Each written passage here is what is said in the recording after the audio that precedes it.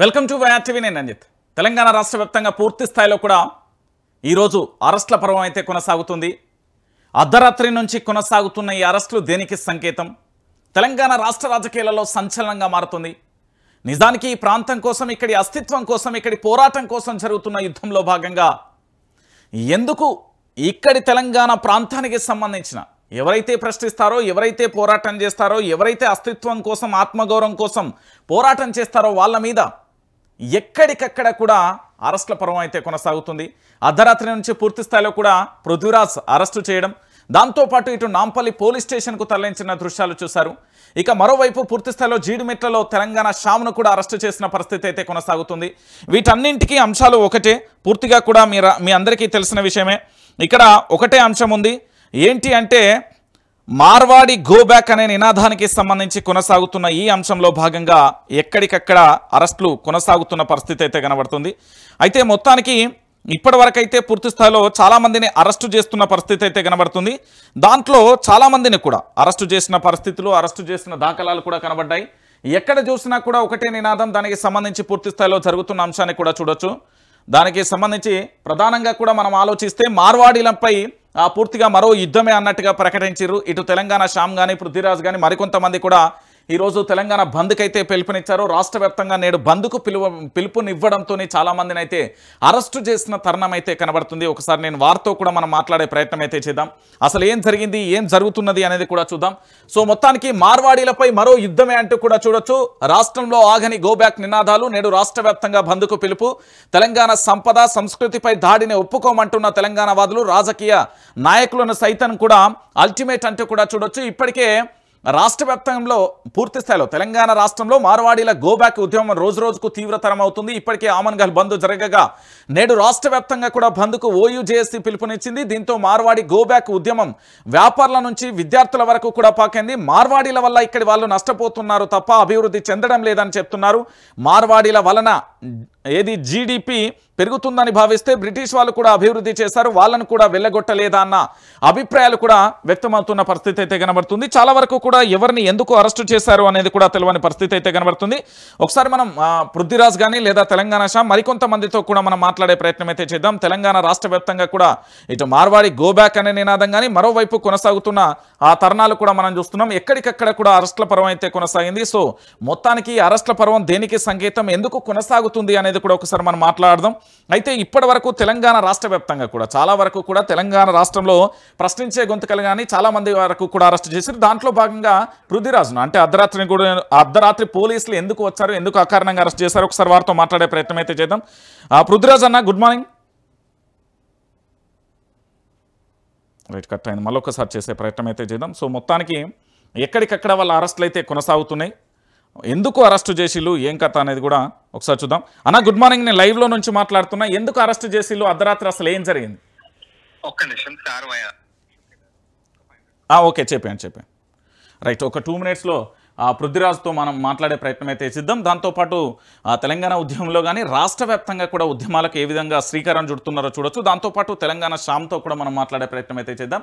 So మార్వాడీలకు సంబంధించిన నినాదం అనేది స్ట్రాంగ్గా కూడా కొనసాగుతున్న తరుణం అయితే కొనసాగుతుంది. దానికి సంబంధించి కూడా మనం చూసే ప్రయత్నం అయితే చేద్దాం. రాష్ట్ర వ్యాప్తంగా పూర్తి స్థాయిలో కూడా ఉద్యమం తారాస్థాయికి అయితే చేరింది. దానికి సంబంధించి ఇప్పటివరకు అయితే మనం చూస్తున్నాం. సో మొత్తానికి అర్ధరాత్రి నుండి అరెస్టుల పర్వం అయితే కొనసాగుతుంది. ఎక్కడెక్కడ అరెస్టులు జరిగినాయి అనేది కూడా ఒకసారి మనం చూసే ప్రయత్నం అయితే చేద్దాం. ప్రధానంగా కూడా అర్ధరాత్రి పూర్తి స్థాయిలో కూడా తెలంగాణకు సంబంధించిన పృథ్వీరాజ్ అరెస్టుతో పాటు తెలంగాణ శ్యామ్ అరెస్టుతో పాటు మరికొంతమందిని కూడా అరెస్టు చేస్తున్నారు. తెలంగాణలో పూర్తి స్థాయిలో కూడా బంద్ నేపథ్యంలో అర్ధరాత్రి నుండి ఇటు పృథ్వీరాజ్ కానీ అటు శ్యామ్ను కానీ అరెస్టు చేశారు. పృథ్వీరాజ్ను నల్లకుంట పోలీస్ స్టేషన్కు తరలించారు. జీడిమెట్ల పోలీస్ స్టేషన్లో శ్యామ్ ఉన్న పరిస్థితి అయితే కనబడుతుంది. మార్వాడీలకు వ్యతిరేకంగా ఇవాళ పూర్తిగా కూడా రాష్ట్ర వ్యాప్తంగా కూడా తెలంగాణ బంద్కు పిలుపునిచ్చింది ఉస్మానియా యూనివర్సిటీ జేఏసీ.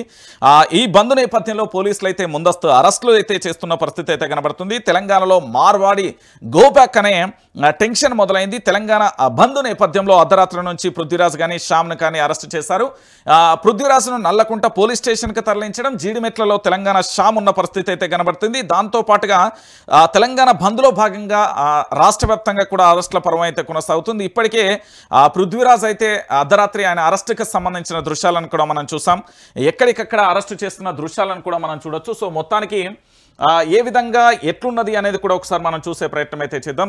అర్ధరాత్రి నుండి కూడా పూర్తి స్థాయిలో కూడా అరెస్ట్ల పర్వం ఎట్లా కొనసాగుతుంది, ఏం కథ అనేది కూడా ఒకసారి మనం చూసే ప్రయత్నం అయితే చేద్దాం. సో మొత్తానికి రాష్ట్ర వ్యాప్తంగా కూడా జరుగుతున్న బంద్లో భాగంగా ఇప్పటివరకు పూర్తిగా కూడా చాలామందిని అరెస్టు చేసిన దాఖలాలు కానీ ఇప్పటివరకు జరుగుతున్న అరెస్టుల విషయంలో కానీ మనం చూసిన పరిస్థితి కానీ కూడా చూసాం. సో మొత్తానికి రాష్ట్ర వ్యాప్తంగా కూడా అరెస్టుల పర్వం ఎట్లా కొనసాగింది, ఏం కథ అనేది కూడా అర్ధరాత్రి వేళ అరెస్టు చేయడం దేనికి సంకేతం, రాష్ట్రంలో పూర్తి స్థాయిలో తెలంగాణ బంద్ ఇవ్వడం తప్ప, తెలంగాణ బంద్ ఇస్తే తప్పేంటి అనే కోణంలో ఒకసారి చర్చించవచ్చు. ఎందుకంటే ఇక్కడ పూర్తి స్థాయిలో కూడా బ్రిటిష్ వాళ్ళు కూడా ఏంది పూర్తి స్థాయిలో పన్ను కట్టారు. దాంట్లో భాగంగా ఒకసారి మనం అందరం కూడా చూడొచ్చు. తెలంగాణ రాష్ట్రానికి సంబంధించి ఉద్యమంలో క్రియాశీలకంగా పాత్ర పోషించిన వాళ్ళందరినీ కూడా ఒక్కొక్కరిని కూడా అరెస్ట్ చేస్తున్న దృశ్యాలు అయితే కనబడుతున్నాయి.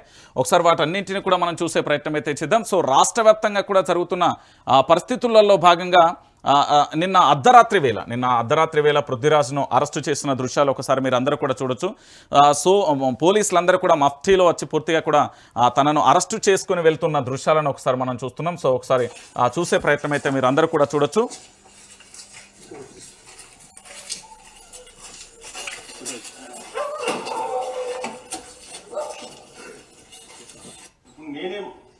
సపోర్ట్ అంటే ఎందుకు నన్ను ఎందుకు ఈ రాత్రి పోలీస్ స్టేషన్ ఎందుకు పిలుస్తారు చెప్పండి.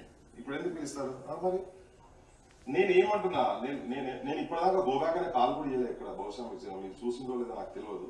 నేను ఇప్పటిదాకా ఇక్కడ గోబ్యాక్ కాల్ చేయలేదు. లాస్ట్ 2-3 days నుంచి ఆల్ ఛానల్స్ మాట్లాడుతున్నాను, తిరుగుతున్నాను, అన్ని తిరుగుతున్నా. ఎక్కడైనా వీళ్ళకి ఎవరైనా నేను గోబ్యాక్ అనే కాల్ అనేది ఇక్కడ ఉందా? అది ఏం ఆధారం లేకుండా ఉట్టి అనవసరంగా ఎందుకు లేదంటే పొద్దున్న వేసి నేను మన దండకం చదివినట్టు చదువుతుంటే మళ్ళీ అది జవాబు ఇచ్చుకోలేక ఇబ్బందిలో పడతారు. ఎందుకు నేను చెప్తున్నా, ఇందాక చెప్తున్నా మీకు లేనితోటి ఉట్టిగా అనవసరంగా ఇప్పటికే వాళ్ళు తాగుబోతులు 1000-2000 ఇస్తే తాగి పంటారని ఏమేమో మాటలు మాట్లాడుతున్నారు. వాళ్ళు ఇవన్నీ కలిపి మళ్ళీ పంచాయతీ దాంతోనే తలకాయ పట్టుకుంటారు వాళ్ళు. ఇప్పటిదాకా రజాకారులు అంటున్నారు, వాళ్ళు ఊంచింది తిన్నారు అంటున్నారు, వాళ్ళ సంఘాల ప్రెసిడెంట్లు అవే మాట్లాడుతున్నారు. మళ్ళీ దాంట్లో ఇది ఒకటి ఆడ దానికి నేను కాల్ ఇచ్చిన అనుకో తీసుకపోతే మీకు కాల్ ఇచ్చిన నేను ఇచ్చిన కాబట్టి ఒక పలానా దగ్గర మీరు మాట్లాడేది అన్నప్పుడు దానికి చలో మీరు మీ డ్యూటీ మీరు చేస్తారు. నేను కూడా అప్పుడు ఆబ్జెక్షన్ చేయగలరా? నేను ఏం దాంట్లో ఏం రోల్ లేనప్పుడు మీరు అనవసరంగా ఇప్పుడు ఈ రాత్రి నన్ను బ్రహ్మణుడు ఏంది అనేది నాకు తెలుస్తుంది. అది మీరే మాట్లాడండి, మీరు మాట్లాడండి, ప్లీజ్ మాట్లాడండి. మీ వాళ్ళు కావాలంటే కూర్చుంటారు. చెప్పండి సార్ ప్లీజ్. ఓకే రండి బ్రదర్, కూర్చొని లోపల బయట నిలబడి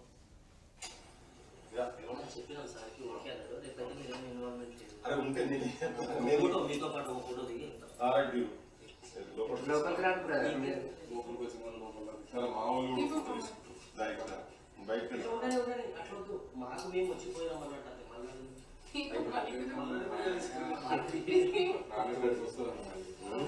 మీరు రాలేదు, మేమే పెడతాం ఈ వీడియో.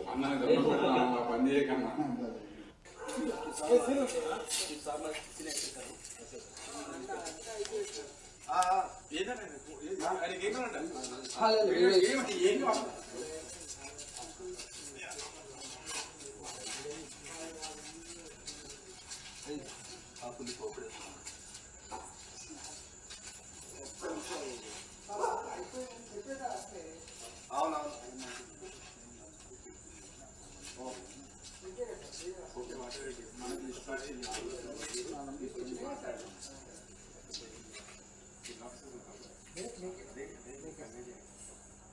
ఇంతకుముందు వచ్చిన మనం మాట్లాడిపించారు,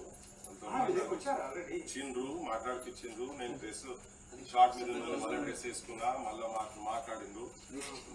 మీరు ఐఆర్ ఆఫీసర్స్ మాట్లాడారు కాదు అని అంటే అప్పుడు మీ ఇష్టం అని నేను వాళ్ళతో కూడా మాట్లాడినా. ఇవన్నీ అనవసరంగా నేను నన్ను ఎందుకు మాట్లాడిపిస్తారు పొద్దుగా నేనే వస్తాను కదా చెప్తే వాళ్ళ వదిలేసి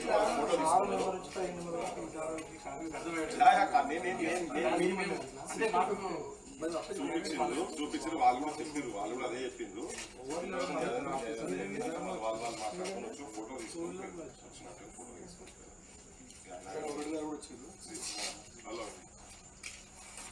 అదే నేను యాక్చువల్గా ఈ కాల్ ఇచ్చింది నేను కాదు, నాకు గవర్నమెంట్ లేదు, నేను ఎక్కడ కూడా లాస్ట్ 4 days నుంచి కూడా నేను ఎక్కడ కూడా దీని గురించి ఏం స్టేట్మెంట్ ఇవ్వాలి. ఎందుకు మరి వాళ్ళు ఎందుకు పెట్టారు ఇప్పుడు ఆ చిన్న మిస్టేక్ తోటి నాకు ఎందుకు ఒక ఆయుధం ఇస్తారు రుచిగా అని నేను నేను రిక్వెస్ట్ చేసిన కాదు అంటే నేను నాకు వచ్చడానికి ఏం లేదు కానీ అనవసరంగా పొద్దున్న లేదు ఇదే కన్వే చేయండి సార్.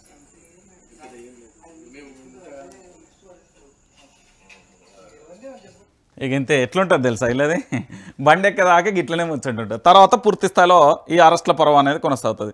సో మొత్తానికి అర్ధరాత్రి నుంచి అయితే తెలంగాణలో అరెస్ట్ల పర్వం అయితే కొనసాగుతుంది. సంబంధం లేకున్నా కూడా అరెస్టులు చేస్తున్నారు అనేది వాదన అయితే కొనసాగుతున్న తరుణం అయితే మనం చూడొచ్చు. పూర్తిగా తెలంగాణ రాష్ట్ర వ్యాప్తంగా కూడా మార్వాడీలకు గోబ్యాక్ అనే నినాదంలో భాగంగా కొంతమందిని ఇప్పటికే పృథ్వీరాజును కానీ తెలంగాణ రాష్ట్ర వ్యాప్తంగా ఉన్న చాలామంది అంటే ఉస్మానియా యూనివర్సిటీకి సంబంధించి బంద్కు పిలుపునిచ్చిన నేపథ్యంలో అరెస్ట్ల పర్వం అయితే కొనసాగింది. సో మొత్తానికి ఇప్పటి వరకు రాష్ట్ర వ్యాప్తంగా కూడా ఇటు తెలంగాణ శ్యామ్ కానీ పృథ్వీరాజ్ ఇద్దరిని కూడా అరెస్టు చేసిన పర్వం అయితే కొనసాగింది. ఇక దానితో పాటుగా పూర్తిగా కూడా వాళ్ళని కాల్లోకి తీసుకునే ప్రయత్నం అయితే చేసినాం. వాళ్ళు పోలీస్ స్టేషన్లో ఉన్నారు అనే అప్డేట్ అవుతున్నది. ఇక దానికి సంబంధించి అయితే మనం చూస్తాం. ఇక దానితో పాటుగా మరో అంశానికి వెళ్ళే ప్రయత్నం అయితే చేద్దాం. అసలు తెలంగాణ రాష్ట్ర వ్యాప్తంగా ఏం జరుగుతుంది, ఏం కథ అనేది ఒకసారి చూద్దాం. సో మొత్తానికి మీరు ఒక్కసారి ఇది చూడొచ్చు. చాలా బాధాకరమైన విషయం. నేను చాలా సందర్భాలలో కూడా చెప్పాను. ఇది ప్రత్యేక తెలంగాణ రాష్ట్రం 1200 మంది విద్యార్థుల ఆత్మ బలిదానంతో ఏర్పడిన రాష్ట్రం. 1969లో ఉద్యమంతో వచ్చిన రాష్ట్రం. 2001 నుండి 2014 వరకు నిరంతరాయంగా పోరాటం చేసి సాధించుకున్న తెలంగాణ. 2014 నుంచి 2022 వరకు పూర్తి స్థాయిలో కూడా అద్భుతమైన పరిపాలన ఉండే ఈ రాష్ట్రంలో కేవలం కాంగ్రెస్ పార్టీ, భారతీయ జనతా పార్టీకి సంబంధించిన నేతల తప్పిదాల వల్ల జరుగుతున్న ఈ ఎపిసోడ్కు సంబంధించి చాలా బాధాకరమైన విషయం. ఎందుకు నేను ఈ విషయాన్ని చెప్తున్నానంటే ఒకసారి యావత్తు తెలంగాణ సమాజం కూడా ఆలోచించాల్సిన విషయం కనబడుతుంది. అసలు ఏం జరుగుతున్నది, ఏం కథ అనేది కూడా మీరు అందరూ కూడా చూడాలి. ఎందుకు అంటే ఒకసారి మీరు ఇక్కడ చూడురి పూర్తి స్థాయిలో కూడా ఏంది అంటే రాష్ట్ర ముఖ్యమంత్రి యనమల రేవంత్ రెడ్డి గారు సో ముఖ్యమంత్రి స్థాయిలో ఉండి ముఖ్యమంత్రి పదవిలో ఉన్న గారు ముఖ్యమంత్రి గారు యూరియాకు సంబంధించిన ఎపిసోడ్లో వారు ఏం మాట్లాడిరు, ఎలా మాట్లాడుతున్నారు, ఎందుకలా ఆ విధంగా మాట్లాడాల్సి వచ్చింది అనేది కూడా ఒకసారి మనం చర్చించే ప్రయత్నం అయితే చేద్దాం.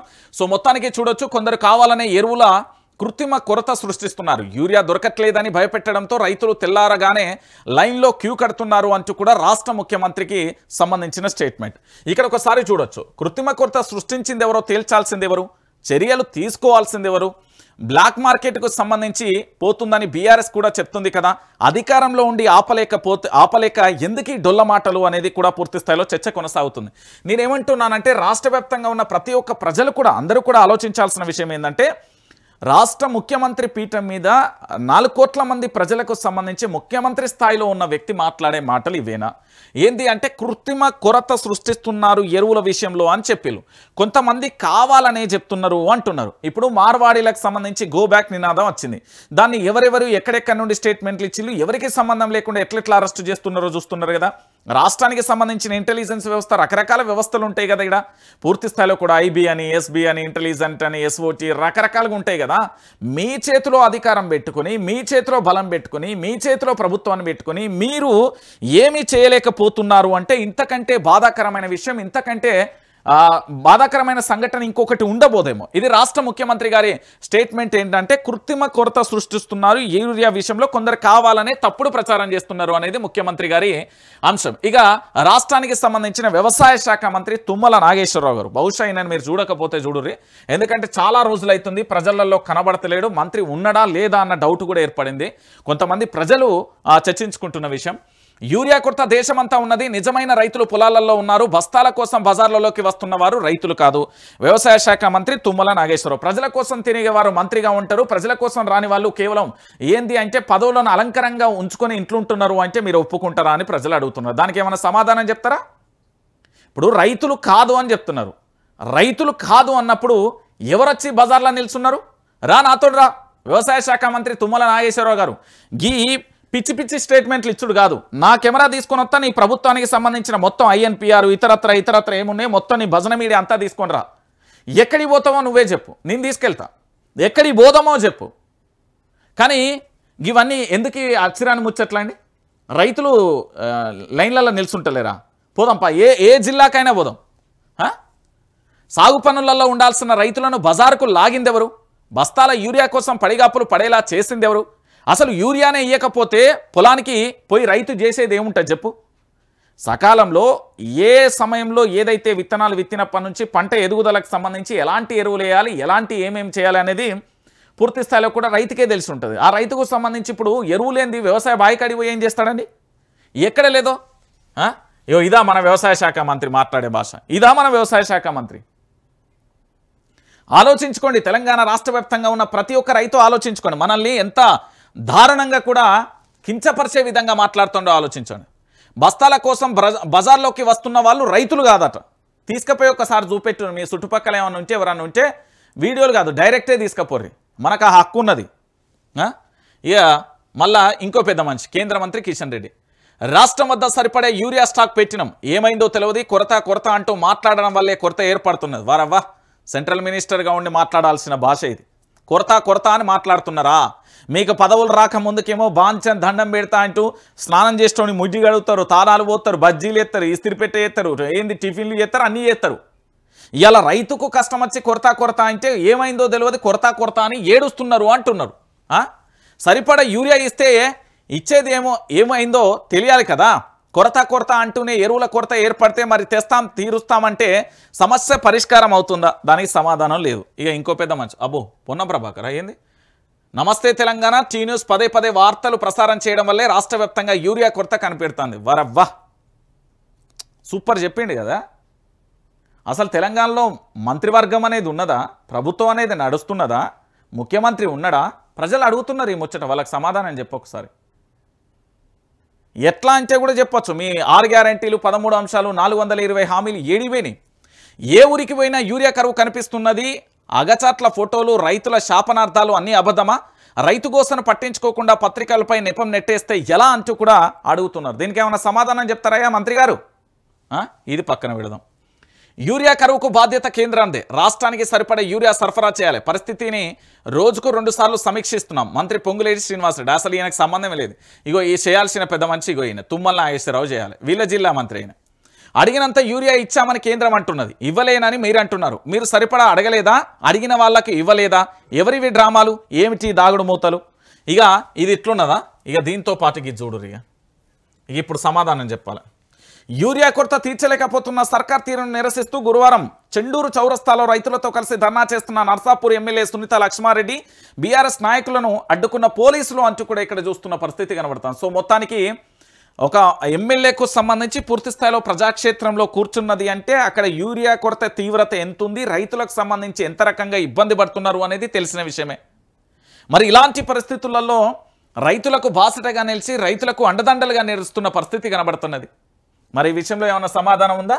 లేదు. ఇక గిడ చూడురి. యూరియా పోరులో రైతు నెత్తురోడారు. మహబూబాద్ జిల్లా మరిపేడలో ఆగ్రోస్ కేంద్రం వద్ద గురువారం జరిగిన తోపులాటలో అజ్మీర లక్కు మెట్లపై నుంచి జారిపడ్డారు. తీవ్రంగా గాయపడిన ఆయనను పోలీసులు దవాఖానాకు తరలించారు. ఇప్పుడు పోలీసులతో మంత్రి ఏడన ఉండే టీ న్యూస్ తెలంగాణ వార్తలే అంటండి. ఇప్పుడు ఆ మంత్రి ఆయనకి ఏం సమాధానం చెప్తారు? ఆ రైతుకు ఏం సమాధానం చెప్తారు అంటున్నా. తెలంగాణ రాష్ట్ర వ్యాప్తంగా ఉండే రైతుకు ఆయన ఇప్పుడు రక్తం నెత్తురోడింది కదా, ఆయనకి ఏం సమాధానం చెప్తారో ఏమన్నా చెప్తారా? ఒకసారి చెప్తే బాగుంటుంది అని అంటున్నారు తెలంగాణ ప్రాంత ప్రజలందరూ కూడా. రాష్ట్ర వ్యాప్తంగా ప్రజలందరూ కూడా అడుగుతున్న పరిస్థితి కనబడుతుంది. దీనికి ఏమైనా సమాధానం ఉన్నదా అంటే లేని పరిస్థితి కనబడుతుంది. నేను ఎందుకు ఈ విషయాన్ని చెప్తున్నానంటే రాష్ట్ర వ్యాప్తంగా యూరియా కొరత అనేది తీవ్రత చాలా భయంకరంగా వేధిస్తున్న రైతులు అనేది నిజానికి వాస్తవమైన విషయం అండి ఇదంతా. కానీ కావాలని ఏదో డొంక తిరుగుడు ముచ్చట్లు చెప్తున్నారు. ఎరువుల గోస సర్కార్ తమాషా, రైతు బతుకు అవమాస అంటూ కూడా చూడొచ్చు. రగులుతున్న తెలంగాణ, యూరియా కోసం అట్టుడుకుతున్న రాష్ట్రం, ఎక్కడికక్కడ ఆందోళనలో రాస్తారోకలు. యూరియా ఎందుకు ఇవ్వరని నిలదీతారు. పోలీసులు అడ్డుకున్న ఆగని నిరసలు, బస్తా కుస్తీలలో పల్లెల మధ్య పంచాయతీ, ప్రాణాలు పనంగా పెట్టాల్సిన పరిస్థితి, క్యూ లైన్లో సొమ్మసిల్లుతున్న అన్నదాతలు, మర్రిపేడలో తోపులాట, రైతు తలకు గాయం, బ్లాక్కు తరలిస్తున్న యూరియా పట్టివేత అంటూ కూడా చెప్పిన పరిస్థితి కనబడుతుంది.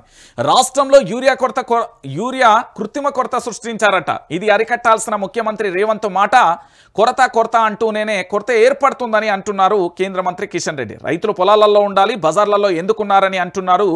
యూరియా ఇయ్యలేక రైతన్న రోడ్డు మీద నిలబెట్టిన వ్యవసాయ శాఖ మంత్రి తుమ్మల. కొరత లేదు, పత్రికలే సృష్టిస్తున్నాయని మంత్రి పొన్నం అంటుంటే కొరత ఉన్నది కేంద్రం ఇస్తలేదని మంత్రి పొంగులేటి అంటున్నారు. ఇక బస్తా యూరియా ఇప్పించలేక బీజేపీ కాంగ్రెస్ ఒకరిపై ఒకరు నిందలేసుకుంటూ కాలం గడిపేస్తున్నారు. కొరత ఉందని ఒప్పుకోలేదు, ఇచ్చేది ఏదిగో ఒప్పుకోరు, లేదని ఇప్పించలేరు. ఇదంతా అటు కేంద్రం ఇటు రాష్ట్రం కలిసి ఆడుతున్న దాగుడు మూతలు, అటు బీజేపీ ఇటు కాంగ్రెస్ను కలిసి చేస్తున్న క్రూర రాజకీయాలు అంటూ కూడా చెప్తున్న పరిస్థితి కనబడుతుంది. ఇక నేనేమంటున్నానంటే పూర్తి స్థాయిలో గిజ్జూడురి. ఇప్పుడు ఒక మాట ఏంది అంటే రైతులకు సంబంధించి తెలంగాణ రాష్ట్ర వ్యాప్తంగా యూరియా కొరత అనేది ఉన్నది. ఇది వాస్తవమైన విషయం. ఎవరు యాక్సెప్ట్ చేసినా ఎవరు యాక్సెప్ట్ చేయకపోయినా నిజం ఇది. ఎందుకంటే రాష్ట్రంలో యూరియా కొరత వేధింపు ఎంత తారాస్థాయికి ఉన్నది అనేది తెలంగాణ ప్రాంత ప్రజలందరికీ తెలిసిన విషయమే. అరే ఏ గ్రామానికి వాళ్ళు ఏ పిఎస్సిఎస్సి సెంటర్కి వెళ్ళు, ఎక్కడ ఎరువుల కాడికి వెళ్ళినా ఫర్టిలైజర్ అయినా అది ఆగ్రోస్ అయినా ఇతరత్ర అయినా ఏడికి వెళ్ళినా కూడా యూరియా తీవ్రత అనేది భయంకరంగా వేధిస్తున్న పరిస్థితి కనబడుతుంది. ఈ యూరియా తీవ్రతకు సంబంధించి పూర్తి స్థాయిలో రాష్ట్ర వ్యాప్తంగా జరుగుతున్న ఈ ఏదైతే నిరసన కార్యక్రమాలు ధర్నాలు కావచ్చు, రాస్తారోకోలు కావచ్చు, పూర్తి స్థాయిలో కూడా రైతులు క్యూ లైన్లో నిలబడడం కావచ్చు, చెప్పులు కానీ ఇటుక పిల్లలు కానీ మనుషులు కానీ పాస్బుక్లు కానీ పూర్తి స్థాయిలో రైతులు కానీ నిలబడి ఎంత దారుణంగా కూడా మాకు పూర్తి స్థాయిలో యూరియాకు సంబంధించి 2 బస్తాలు ఇయ్యండ్రా నాయన అని ప్రభుత్వాన్ని అడుగుతున్న తరుణం కనబడుతుంది. అయినప్పటికీ కూడా ప్రభుత్వ విషయంలో ఎక్కడా కూడా ఇలాంటి పరిణామం చోటు చేసుకోలే. కనీసం ఏది అంటే నిమ్మకు నీరెత్తినట్టుగా కూడా ప్రభుత్వం వ్యవహరించిన పరిస్థితి లేదు. ఇక ఇంతకంటే దారుణం ఇంకేం చేస్తాం? ధర్నా చేసిన వాళ్ళు రైతులు కాదని వీళ్ళు చెప్తున్నారు. మరి ధర్నా చేసిన వాళ్ళు ఎవరో వాళ్ళే చెప్తే బాగుంటుంది. అసలు తెలంగాణలో మంత్రులు ఉన్నారా అండి? నాకు అర్థంగా సమీక్షా సమావేశం ఎన్నిసార్లు చేసిన వ్యవసాయ శాఖ మంత్రి తుమ్మల నాగేశ్వరరావు గారు వ్యవసాయ శాఖ మీద ఈ రాష్ట్రంలో వ్యవసాయ శాఖ మంత్రిగా ఎన్నిసార్లు సమీక్ష చేసినాం? నెంబర్ 1. నెంబర్ 2, ఇప్పటి వరకు మీరు ఏ జిల్లాలు తిరిగిళ్ళు, ఎక్కడెక్కడ వ్యవసాయ శాఖకు సంబంధించి మీరు ఎంత మేరకు పూర్తి స్థాయిలో యూరియా సప్లై ఉంది, దానికి సంబంధించిన డిమాండ్ ఎంత ఉంది, కేంద్రం నుండి ఎంత వచ్చింది, రాష్ట్రానికి సంబంధించిన వాటా ఎంత వచ్చింది, ఎన్ని మెట్రిక్ టన్నులకు సంబంధించి గోదాములలో ఉన్నాయి, దానికి సంబంధించి పూర్తి స్థాయిలో ఈ సొసైటీల వద్ద ఎంత యూరియా ఉన్నది, ఏమన్నా లెక్కలు చెప్తారా? ఎంతమంది రైతులకు ఇచ్చిళ్ళు, ఇంకెంతమందికి ఇవ్వాలి, సెంట్రల్ నుండి ఎంత వచ్చింది, మన రాష్ట్రానికి వాట ఎంత అనేది చెప్తారా? అదేది చెప్పరు. ఇగో ఇట్లా ఏం లేదు. ఇక మంత్రి పదవి వచ్చిందా, బుగ్గకారు వచ్చింది, కుయ్యి కుయ్యి కుయ్యి కుయ్యి అని మన డ్రైవర్ని వేసుకొని మన గన్మెన్లు మన పిఏలు మన కారే, అది మన పెట్రోలే, వాళ్ళు ఉండేది కూడా మన ఇల్లులే, మన సంపాదన, మనం పైసలు ఇస్తే వీళ్ళందరూ ఏంది అంటే రోజువారీగా తిరుగుతున్న కార్యక్రమాలకు మన పైసలే అవి. రేవంత్ది దరిద్రపు గొట్టు పాలన, అసమర్థతకు ఇది ఆస్కార్ అవార్డు, సర్కార్పై కేటీఆర్ ఆగ్రహం అంటూ కూడా చూడొచ్చు. కాంగ్రెస్ ప్రభుత్వం రేవంత్ రెడ్డి చేస్తున్న పాలన దరిద్రపు గొట్టు పాలన ఉందంటూ బీఆర్ఎస్ వర్కింగ్ ప్రెసిడెంట్ కేటీఆర్ ఆగ్రహం వ్యక్తం చేశారు. దరిద్రపు గొట్టు పాలనకు దక్కిన అసమర్థ ఆస్కార్ అవార్డు ఇది అంటూ వనపర్తి జిల్లాలో రైతులు పడిగాపులు కాస్తున్న ఫోటో చూపిస్తే ఆగ్రహం వ్యక్తం చేశారు. ఈ ఫోటోను ఫ్రేమ్ కట్టించుకుంటావో మెడలో వేసుకుని ఊరేగుతావో నీ ఇష్టమని మండిపడ్డారు. అన్నదాతను అప్పుల పాలు చేసిన చేతగాని పాలనను చూసాం, కానీ చెప్పుల పాలు చేసిన చెత్త రికార్డు మాత్రం నీదే అంటూ విమర్శలు చేస్తారు. బస్తా యూరియా కోసం రైతు బతుకును బజారు పడేస్తావు, అందరి కడుపు నింపే అన్నదాతవు పాదరక్షలు పార్జిలేసిన నీ పాపం ఊరికే పోదు అంటూ కేటీఆర్ తీవ్ర స్థాయిలో ఆగ్రహం వ్యక్తం చేసిన పరిస్థితి కనబడుతుంది. ఇగో సింపుల్ లాజిక్ అండి. ఒకటే, రాష్ట్ర వ్యాప్తంగా కూడా భారతీయ జనతా పార్టీకి సంబంధించిన ఎంపీలు, మెంబర్ ఆఫ్ పార్లమెంట్కి సంబంధించి కాంగ్రెస్ పార్టీకి సంబంధించిన మెంబర్ ఆఫ్ పార్లమెంట్ సభ్యులు, అదేవిధంగా రాష్ట్ర మంత్రివర్గం, దాంతోపాటు ముఖ్యమంత్రి, అధికారులు వీళ్ళందరూ కూడా మే నెలలో కేంద్రానికి సంబంధించి అంటే ఢిల్లీకి వెయ్యి కేంద్ర మంత్రులతో మాట్లాడి రాష్ట్రానికి రావాల్సిన వాటాను తీసుకొచ్చి ఇక్కడికి పూర్తి స్థాయిలో రాష్ట్రానికి చేరుకున్న తర్వాత వీళ్ళందరూ రావాలి. కానీ అలాంటిది ఒకటి జరగలేదు. రెండోది ఏంది అంటే ప్రభుత్వానికి సంబంధించి ప్రణాళిక లేదు. మూడోది వ్యవసాయ శాఖ మంత్రి సమీక్షలు కానీ వ్యవసాయ శాఖ మంత్రికి పూర్తి స్థాయిలో దాని మీద మరి పరిజ్ఞానం ఉందో లేదో ఏందో నాకైతే తెలియదు. కానీ దాంట్లో మాత్రం మంత్రి గారి పాత్ర 0 అనేది అయితే చెప్పొచ్చు. ఎందుకంటే మంత్రి గారు మాట్లాడే మాటని ఇవాళ చూసిన తర్వాత ప్రతి ఒక్కరు చదువుకున్నోళ్ళు అందరికీ కూడా అర్థమైపోయే పరిస్థితి కనబడుతుంది. దానికి సంబంధించి ఇప్పటి వరకు కూడా ఏం చెప్తలేరు. ఇక కమిషన్ల కోసమే యూరియా కొరత దానంతట అదే వచ్చింది కాదు. కొంతమంది మంత్రులు దళార్ల దగ్గర డబ్బులు తీసుకుని సృష్టించిన కొరత ఇది. ప్రభుత్వం మెడలు వంచేందుకు రైతులు సిద్ధం కావాలి అంటూ కూడా చెప్పిన పరిస్థితి కనబడుతుంది. ఈ రాష్ట్రంలో 70 నుంచి 80 లక్షల మంది రైతులు కౌలు రైతులు అందరూ కలిసి పూర్తి స్థాయిలో కూడా ఒక్కసారి ప్రభుత్వం మీద గనక కన్నెర్ర చేసి పోరాటం గనక చేస్తే పరిస్థితి ఎట్లుంటుందో ఒక్కసారి ఆలోచించారు. ప్రభుత్వానికి సంబంధించి ఒకసారి ఆలోచిస్తే మీకే అర్థమవుతుంది. ఎందుకంటే రైతుకు సంబంధించి అరిగోస పెడుతున్న ప్రభుత్వం. కాంగ్రెస్ వస్తే కరువు వస్తుంది, కాంగ్రెస్ వస్తే కరువు వస్తుంది అనేది ఆనాడు చెప్పిన పెద్దల మాటలు నేడు నిజం చేస్తున్నది. జీవితంలో ఇంకొకసారి ఈ చెత్త పరిపాలన, చెత్త కాంగ్రెస్ రావద్దు అంటూ ప్రజలు ఊళ్ళల్లో మాట్లాడుకుంటున్న పదాలు ఇవి. అలా ఎందుకు జరుగుతున్నది? మనకు అడ్మినిస్ట్రేషన్ పరిపాలన లేదు, ప్రతి దాని మీద మనకు అవగాహన లేదు, ఏది ఏ సకాలంలో ఎట్లా అందించాలో కూడా తెలియని పరిస్థితి. ఒకవేళ చెప్పినా కూడా ఏముండదు. ఇదే జరుగుతున్నది తెలంగాణ రాష్ట్ర వ్యాప్తంగా కూడా జరుగుతున్న మరో అంశం. ఇక అంతకుమించే ఉంటుంది. ఇక దాంతోపాటు మరో ప్రధానమైన ఎపిసోడ్ ఏంటంటే నిరుద్యోగం. మీ అందరికీ తెలుసు, ఏడాదికి 2 లక్షల ఉద్యోగాలు ఇస్తాం. నిరుద్యోగులకు సంబంధించి ఆర్టీసీ క్రాస్ రోడ్ దగ్గర ఉన్న ఏది దాబా దగ్గరికి వచ్చి మన దేశానికి సంబంధించిన జాతీయ నేతగా చెప్పుకునబడే వ్యక్తి నేడు కాబోయే ప్రధాని అని చెప్పుకునే వ్యక్తి ఎవరన్నా ఉన్నారు అంటే ఆయన రాహుల్ గాంధీ ఏం చెప్పిండండి పూర్తి స్థాయిలో రాహుల్ గాంధీ చెప్పిన మాట ఏందండి నాకు అర్థం కాదు. ఉద్యోగ కల్పన అని చేస్తున్నారు. అయితే నిరుద్యోగులు ప్రభుత్వం మారింది కదా, మార్పు పేరుతో ఆ నిరుద్యోగులందరూ కూడా గ్రామీణ ప్రాంతాలలోకి వెళ్ళి దాంతోపాటు జాగోరే తెలంగాణ అనే బస్సు వేసుకొని మేధావులని ఒకవైపు, దాంతోపాటు నిరుద్యోగులు ఇంకొక వైపు గ్రామాలలోకి వెళ్ళి వాళ్ళ తల్లిదండ్రులు వాళ్ళ బంధువులు అందరి కాళ్ళు మొక్కి పూర్తి స్థాయిలో కూడా కాంగ్రెస్కే ఓటు వేయాలి, లేకపోతే మాకు ఉద్యోగాలు రావాలని ప్రమాణం చేసి ఏ రోజైతే గ్రామీణ ప్రాంతాలకు వెళ్ళి ప్రమాణం చేయించుకున్న నిరుద్యోగులు ఉంటారో ఇలా వాళ్ళ మీదనే కేసులేని. ఇది మార్పు అంటే, ఇది అసలు మార్పు అంటే. నిరుద్యోగి అస్మాపై కేసు, మరో 4గురిపై ఎఫ్ఐఆర్. ఉద్యోగుల సమస్యలపై సర్కార్ను నిలదీస్తున్న అస్మా అంటూ కూడా చెప్పిన పరిస్థితి కనబడుతుంది. సో ఇప్పుడు ఏం చేస్తారు అంటే అల్టిమేట్గా ఒకటే, ప్రశ్న అనే అస్త్రం ఉన్న తర్వాత ఒక ఎఫ్ఐఆర్ నమోదు చేస్తారు. ఆ ఎఫ్ఐఆర్కు సంబంధించి అరెస్ట్ చేస్తారు. అరెస్ట్ చేసిన తర్వాత కోర్టు పోతుంది. కోర్టు పోయిన తర్వాత వాయిదాలు, ఇక ఈ తిప్పుడు కార్యక్రమం ఒకటి పెడతారు. ఎందుకంటే ఈ ఇంకొక కేసు అయిందనుకో మళ్ళీ ఒక రకంగా తింటారు. ఇంకొక కేసు ఇట్లా ఏంది అంటే ఒక రకంగా చెప్పాలంటే వేధింపులు చేస్తారు. వేధింపులు బహుశా నాకు తెలిసి మనిషిని సంపేత కూడా అంత బాధ అవుతుందో కాదో నాకైతే తెలియదు, కానీ ఈ తిప్పుడు మాత్రం నెంబర్ 1గా తయారైపోతుంది. నిరుద్యోగులు ఏం పాపం చేసిరండి? వాళ్ళ హక్కుల కోసం పోరాటం చేస్తారు, వాళ్ళ డిమాండ్ల కోసం పోరాటం. వీళ్ళు అడిగేది ఏంది? నిరుద్యోగులకు ఉద్యోగ కల్పన చేయంటారు. వాళ్ళకు ఉద్యోగ కల్పన చేస్తే ఇదే కాంగ్రెస్ ప్రభుత్వంలో ప్రజలకు ప్రభుత్వానికి మధ్య వారధులుగా పనిచేస్తే పూర్తి స్థాయిలో ప్రభుత్వం ఏదైతే ఉందో ఈ ప్రభుత్వానికి ప్రజలకు సేవలు అందించడానికి వాళ్ళు ఉద్యోగాలు అడుగుతారు. ఏదో పోయి ఆడ కూకొని లంచాలకు కోసం అడుగుతలేరు. ఇప్పుడున్న చాలా మంది లంచాలకు రోజుకో చోట ఏసీపీ చోట్ల దొరుకుతున్నారు కదా. మా దగ్గర శక్తి సామర్థ్యం ఉన్నది, చదువుకున్న జ్ఞానం ఉన్నది, అది ప్రజలకు ఏ విధంగా ఉపయోగపడాలి, ఏ విధంగా ఉపయోగపడుతుంది, మాకు ఉద్యోగ కల్పన కల్పించండి అంటూ కూడా వీళ్ళు చెప్తున్నారు. మరి ఇదే మేధావులు ఉన్నారు కదా ఆనాడు పోరాటం చేసి ఏది ఇందిరా పార్క్ వద్ద దాంతోపాటు రకరకాలుగా ఈ నిరుద్యోగులకు సంబంధించి మద్దతు తెలిపి ఈనాడు ప్రభుత్వంలో ఉన్న వాళ్ళు ఏం చేస్తున్నారండి? ఆకునూరి మురళి కానీ, రియాజ్ కానీ, కోదండరాం కానీ, ఇంకెవరు ఉన్నారా? వాళ్ళందరూ ఏడున్నారా నాకు అర్థం కాదు. అద్దంకి దయాకర్ కానీ, దాంతోపాటు ఉస్మానియా యూనివర్సిటీకి సంబంధించిన బల్మూరి వెంకట్ కానీ, వీళ్ళందరూ ఆనాడు నిరుద్యోగుల పక్షాన పోరాటం చేసిరు కదా. మరి ఈరోజు వీళ్ళు అధికారంలోకి వచ్చి వాళ్ళకు పదవులు రాగానే ఈ నిరుద్యోగులకు సంబంధించి ఎఫ్ఐఆర్లు ఎట్లా చేపిస్తారు? వీళ్ళ మీద ఎట్లా ఎఫ్ఐఆర్లు అవుతాయి? వీళ్ళ మీద ఎఫ్ఐఆర్లు అయితే అంటే వీళ్ళు ఎందుకు చలిస్తలేరు? వీళ్ళు ఎందుకు మాట్లాడతలేరు? ఆనాడు పోరాటం చేసిన వాళ్ళే కదా వీళ్ళు. ఆనాడు పోరాట పటిమ కలిగి ఈరోజు ప్రభుత్వాన్ని తీసుకురావడంలో క్రియాశీలకమైన పాత్ర పోషించిన వాళ్ళే కదా. మరి ఎందుకు మాట్లాడట్లేదు? వీళ్ళ విషయంలో ఎందుకు మౌనంగా ఉంటున్నారు?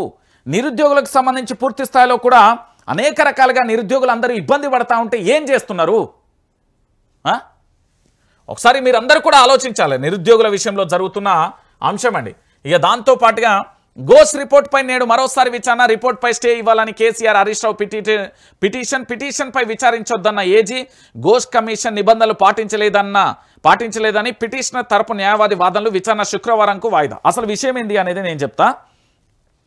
ఈ కాళేశ్వరం ప్రాజెక్టు మీరు ఇప్పటివరకు చూడండి. కాళేశ్వరం ప్రాజెక్టుకు సంబంధించి మేడిగడ్డ కానీ, అన్నారం కానీ, సుందిల్ల కానీ, ఇతరత్ర మనందరం కూడా చూస్తున్నాం. సో ఈ ప్రాజెక్టు విషయంలో తెలంగాణ ప్రాంత ప్రజలందరికీ కూడా కాళేశ్వరం ప్రాజెక్టు తెలంగాణ గుండెకాయ. ఏమని చెప్పిళ్ళు? కాళేశ్వరం 1,00,000 కోట్ల స్కామ్ అని మొదటగా ఆరోపించింది కాంగ్రెస్. లేదు అసలు కాళేశ్వరానికి అయిన ఖర్చే 84,000-86,000 కోట్లు అన్నది. మరి 1,00,000 కోట్ల స్కామ్ ఎట్లా జరిగింది అంటే అబద్ధం, పచ్చిది అని తెలిసిపోయింది. దాని తర్వాత కాళేశ్వరం ప్రాజెక్టు విషయానికి సంబంధించి 2 పిల్లర్లు కుంగినాయని చెప్పింది. మిగతా పిల్లర్లు ఎందుకు బలంగా ఉన్నాయి? ఈ 2 పిల్లర్లు ఎందుకు కుంగినాయి? అక్కడికి సంబంధించి డ్యామ్ సేఫ్టీ అధికారులు ఎందుకు వాళ్ళు కంప్లైంట్ చేసిళ్ళు? ఆ ఎఫ్ఐఆర్లో బలంగా పెద్ద శబ్దం వచ్చిందని ఎందుకు చెప్పిళ్ళు? ఎవరు కూల్చేసిళ్ళు? దీనికి ఏమన్నా సమాధానం చెప్తారా? ఈరోజు ఇచ్చంపల్లి ప్రాజెక్ట్ అని, బనకచెర్ల ప్రాజెక్ట్ అని, దాంతోపాటు ఆ ప్రాజెక్ట్ అని, ఈ ప్రాజెక్ట్ అని, ఇటు మేడిగడ్డని కానీ, సమ్మక్క బ్యారేజ్ని కానీ పూర్తి స్థాయిలో కూడా గోదావరిలో మునిగేటట్టు ఎట్లా చేస్తున్నారు? దానికి ఏమన్నా సమాధానం ఉందా? లేదు. సో కాళేశ్వరం ద్వారా అన్నారం కానీ, సింధుల కానీ, మల్లన్న సాగర్, రంగనాయక్ కానీ ఇట్లా రిజర్వాయర్లు, ప్రాజెక్టు, కాలువలు, కెనాలు ఇవన్నీ ఉన్నాయి కదా. ఈరోజు పూర్తి స్థాయిలో ఎత్తిపోస్తున్న పంపులు కూడా చూస్తున్నాం కదా. నిరుపయోగంగానైతే లేవు కదా. ఉపయోగకరంగానే మారిన పరిస్థితి కనబడుతుంది కదా. మరి అలాంటప్పుడు పూర్తి స్థాయిలో రాష్ట్ర వ్యాప్తంగా జరుగుతున్న ఈ ఎపిసోడ్లలో మీరు అందరూ కూడా ఒకసారి ఆలోచించాలి దయచేసి. కాళేశ్వరం ప్రాజెక్ట్ ఏదైతే ఉందో అది తెలంగాణ రాష్ట్రానికి గుండెకాయ అనేది మనందరికీ తెలిసిన విషయమే. ఈ ప్రాజెక్టుకు సంబంధించి ఇటు హరీష్ రావు మీద కేసీఆర్ మీద కేవలం ప్రభుత్వ టార్గెట్ ఏంటంటే ఇగో వీళ్ళిద్దరిని తట్టుకోవడం వల్ల అయితే లేదు. ఓ పక్కన 6 అడుగుల బుల్లెట్, ఇంకో పక్కన తెలంగాణ రాష్ట్రాన్ని తెచ్చిన ఉద్యమ నాయకుడు చంద్రశేఖరరావు గారు. చంద్రశేఖరుడు యొక్క వ్యూహాలు ప్రతి వ్యూహాలకు తిమ్మి బమ్మైతుంది, బమ్మి తిమ్మి అవుతుంది, మీ అందరికీ తెలిసిన విషయం. సో ఇలాంటి పరిస్థితులలో ఎట్లనైనా కూడా ప్రభుత్వానికి సంబంధించి టార్గెట్ బీఆర్ఎస్ పార్టీ అంటే ప్రాంతీయ పార్టీ తెలంగాణ రాష్ట్రంలో ఉండద్దు అనే ఒక కుట్రలో భాగంగా ఏదో ఒకటి మసిబూసి మారేడికాయ చేయడమా, బట్టగాల్చి మీదేయడమా, ఆరోపణలు చేయడమా, నరం లేని నాలుగు ఇష్టానుసారంగా నిజంగా పీసీ ఘోష్ కమిషన్ విచారణ చేసింది. ఎన్డీఎస్ఏకు సంబంధించి ఇక్కడికి వచ్చింది, రిపోర్ట్ ఇచ్చింది. ఆ ఎన్డీఎస్ఏకు సంబంధించిన రిపోర్ట్ ఘోష్ కమిషన్ ఏదైతే చేసిందో 663-64 పేజీలు ఉన్నది కదా. 63 పేజీలకు సంబంధించిన హెడ్లైన్స్ ఎందుకు బయట పెట్టిలు? 663-64 పేజీలకు సంబంధించి ఎందుకు బయట పెడతలేరు అంటే ప్రభుత్వం చేసిన దాంట్లో రాష్ట్ర ప్రభుత్వం గత ప్రభుత్వం బీఆర్ఎస్ మంచిగానే చేసింది, దాంట్లో మైనస్లో ఎతికే ప్రయత్నం చేస్తున్నారు. ఈరోజు నాగార్జున సాగర్కు రిపేర్ చేయలేదా అండి? శ్రీశైలం ప్రాజెక్టుకు రిపేర్ చేయలేదా అండి? దాంతోపాటు హంద్రీ నివాలకు సంబంధించిన అక్కడ ప్రాజెక్టుకు సంబంధించి చేయలేదా? సింగూరు ప్రాజెక్టుకు చేయలేదా? కడెం ప్రాజెక్టుకు చేయలేదా? కాంగ్రెస్ ప్రభుత్వంలో అయితే ఎన్నో ప్రాజెక్టులు ఉన్నాయి దేశవ్యాప్తంగా, రాష్ట్ర వ్యాప్తంగా. ఆ గుజరాత్కు సంబంధించి లేకపోతే ఇతరత్ర చాలా ప్రాజెక్టులు కట్టినారు కదా. ఏమైపోయింది వాటన్నిటి? అక్కడ మాత్రం ఎన్డీఎస్ఏ ఆఖరికి ఆంధ్రప్రదేశ్కు సంబంధించి పోలవరంలో స్పిల్వే అని ఉంటుంది. పోలవరం అది మొత్తమే కొట్టుకుపోయింది, ఆడికి ఎన్డీఎస్ఏ పోలే. ఇక్కడ పీసీ ఘోష్ కమిషన్ వచ్చింది, రిపోర్ట్ వస్తుంది, ఏం లేదు. కల్వకుంట్ల చంద్రశేఖరరావు భారత రాజకీయాలను మార్పు చేయడం సాధ్యం ఆయన వల్ల అవుతుంది. ఈ భారతదేశ రాజకీయాలలో భారతీయ జనతా పార్టీకి గుడిబండలా మారిండు కాబట్టి ఎట్లనైనా ఆయన పార్టీని ఆయనను ఖతం చేయాలని ఏకైక లక్షణం తప్ప మరొక అంశం లేదు. సో ఏం లేదండి, తెలంగాణ ప్రాంత ప్రజలకు చెప్తున్నా, మీరు తెలంగాణలో ఉన్న బీఆర్ఎస్ పార్టీని అంటే ప్రాంతీయ పార్టీని కాపాడుకోండి, ఆ నాయకత్వాన్ని కాపాడుకోండి. ఇప్పటికే మనం ఎంత నరకం అనుభవిస్తున్నారో ప్రజలందరికీ తెలుసు. ఉద్యోగాలు రాలేదని, రైతులు యూరియా బస్తాలు, రుణమాఫీ కాలేదని, రైతు బంధు పడలేదని, కరెంటు కటకటాలు ఇవన్నీ చూసినే. దాంతోపాటు రైతులకు సంబంధం ఇక్కడ బిజినెస్ చేసే వ్యాపారులకు బిజినెస్లు లేకపోవడం, మార్వాడి గోబ్యాక్ అనే ఉద్యమం మొదలుపెట్టినందుకు పూర్తి స్థాయిలో అక్రమ కేసులు పెట్టి అరెస్టు చేస్తున్న తరుణం, ఇట్లా రాష్ట్ర వ్యాప్తంగా కూడా రకరకాలుగా కూడా జరుగుతున్న ఎపిసోడ్లు మనందరం కూడా చూస్తున్న పరిస్థితి కనబడుతుంది. సో పూర్తిగా కూడా ఈ అంశాన్ని మనం ఎక్కడికక్కడ కూడా ఖండించాల్సిన అవసరం ఉంటుంది. ఇక దాంతోపాటు బీఆర్ఎస్ పార్టీ ఎమ్మెల్సీ జాగృతి వ్యవస్థాపక అధ్యక్షురాలు ఎమ్మెల్సీ కవిత, నాపై కుట్రలు ఆపడం లేదు, అమెరికాకు రాగానే పదవి నుంచి తొలగించారు, గతంలో లీక్ చేసిన వాళ్ళే కుట్రలు చేస్తున్నారు, ఎమ్మెల్సీ కవిత సంచలన వ్యాఖ్యలు అంటూ కూడా చూస్తున్న పరిస్థితి అయితే కనబడుతుంది. ఇక జాగృతి వ్యవస్థాపక అధ్యక్షురాలకు సంబంధించి అసలు ఏం జరుగుతున్నది, వ్యూహాలు ఎటుపోతున్నాయి? మా నాన్నకు రాసిన లేఖ లీక్ చేసిన వ్యక్తులే నాపై కుట్రలు చేస్తున్నారని తెలంగాణ జాగృతి అధ్యక్షురాలు ఎమ్మెల్సీ కల్వకుంట్ల కవిత పేర్కొన్నారు. టీబీజీకేఎస్ గౌరవ అధ్యక్షురాలుగా ఉన్న కవితను తప్పించి ఆ పదవిని మాజీ మంత్రి కొప్పుల ఈశ్వర్కు అప్పగించారు. ఈ పరిణామంపై ఎమ్మెల్సీ కవిత స్పందించారు. సింగరేణి బొగ్గుగని కార్మికులకు గురువారం ఆమె బహిరంగంగా లేఖ విడుదల చేశారు. నా తండ్రికి రాసిన లేఖను నేను అమెరికా వెళ్ళినప్పుడు లీక్ చేశారు. నాపై కుట్రలకు పాల్పడుతున్న వారిని బయట పెట్టాలని కోరితే నాపై కక్ష కట్టారు. వారే నన్ను వివిధ రూపాలలో వేధింపులకు గురి చేస్తున్నారని ఆరోపించారు. చట్టవిరుద్ధంగా టీవీజీకేఎస్ సమావేశం నిర్వహించి నూతన వ్యక్తిని ఎన్నుకున్నారన్నారు.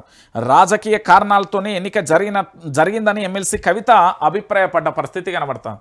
సో మొత్తానికి ఒక దుమారం అయితే ఉంది. ఇది ఏ తారాస్థాయికి పోతుంది, ఎక్కడికి పరిణామాలు దారితీస్తుంది, ఎవరి హక్కుల కోసం, ఎవరి పోరాటం కోసం, ఎవరి వ్యూహపందా కోసం వాళ్ళైతే పోరాటం చేస్తున్నారు. సో ఫైనల్గా ఎమ్మెల్సీ కవితకు సంబంధించిన ఎపిసోడ్లో ఏం జరుగుతుంది అనేది కూడా మనం కూడా వేచి చూడాలి.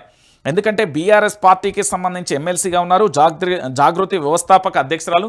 తెలంగాణ ఉద్యమంలో బతుకమ్మతోని ఉద్యమం రాష్ట్ర వ్యాప్తంగా కూడా ఖండాంతరాలు కూడా వ్యాప్తి చెందిన 10 సంవత్సరాల ప్రభుత్వంలో కూడా పాల్పంచుకోవడం, ఆ తర్వాత ఇప్పుడు వచ్చిన కాంగ్రెస్ ప్రభుత్వం మీద యుద్ధం ప్రకటించిన తీరు కూడా మనందరం చూస్తున్నాం. సో పోరాటం అయితే చేస్తున్నారు, వారికి కొంతమంది సహకరించట్లేదు అనేది ఆరోపణ అయితే బలంగా వినబడుతుంది. మరి ఎమ్మెల్సీ కవిత వ్యూహాలు ఎలా ఉంటాయి, ఏం కథ అనేది కూడా మనం వేచి చూడాల్సిన పరిస్థితి కనబడుతుంది. దాంట్లో భాగంగా పూర్తిగా కూడా అంటే ఎమ్మెల్సీ కవితకు సంబంధించి ప్రశ్నించినందుకే కక్ష కడతారా, లేకపోతే ఇంకేదైనా జరుగుతుందా అనేది కూడా మనం వేచి చూడాల్సిన పరిస్థితి కనబడుతుంది. రాష్ట్ర వ్యాప్తంగా జరుగుతున్న ఈ ఎపిసోడ్లలో కూడా, ఎందుకంటే ఇక్కడ పూర్తిగా ప్రతి ఒక్కరు కూడా ఆలోచించాల్సిన విషయం ఏంటంటే ఇక పార్టీ అన్నాక పరస్పర ఆరోపణలు ఉంటాయి, విమర్శలు ఉంటాయి, కష్టాలు ఉంటాయి, సుఖాలు ఉంటాయి, అన్ని రకాలు. ఇప్పుడు కాంగ్రెస్ పార్టీ ఎట్లుంటుందో అదొక సముద్రం. ఏం జరుగుతుందో ఎట్లుందో మీ అందరికీ కూడా తెలిసిన పరిస్థితి. దానికి సంబంధించిన అంశాలు కూడా ఎట్లున్నాయో కూడా మీ అందరికీ తెలిసిన ఎపిసోడ్ అయితే కనబడదు. సో మొత్తానికి ఏం జరుగుతుంది, ఎలా ఉండబోతుంది అనే అంశానికి సంబంధించి చూస్తున్న పరిస్థితి అయితే కనబడదు. సో మొత్తానికి వైఆర్టీవీ తెలుగు న్యూస్ ఛానల్కి సంబంధించి ప్రతి ఒక్కరు కూడా సబ్స్క్రైబ్ చేసుకోండి, షేర్ చేయండి, లైక్ చేయండి.